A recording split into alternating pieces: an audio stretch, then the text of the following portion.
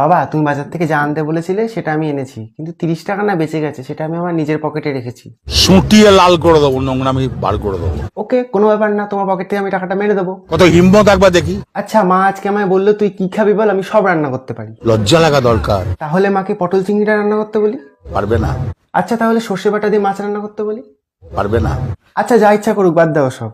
বলছি বাবা, তোমার সঙ্গে না আমার একটা কথা ছিল। আমি না একটা মেয়েকে ভালোবাসি, শোনা গো আমার, আর আমাদের মধ্যে গুলুগুলু হয়ে গেছে।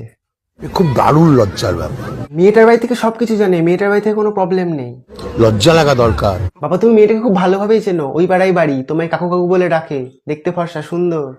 ওর মুখটাই কেমন বেকা ভরা, ভাল লাগে না কথা বলতে, মানে কথা আটকে যায়, ম্যায় ম্যায় ম্যায় ম্যায় করে, গায়ে গায়ে গায়ে গায়ে করে। তুমি ওরকম বলো না বাবা, আমি ওকে ছাড়া থাকতে পারবো না। খুব কষ্ট হচ্ছে বলো। দেখো, তুমি যদি বিয়েতে রাজি না হও তাহলে কিন্তু আমি পালিয়ে বিয়ে করবো। অতি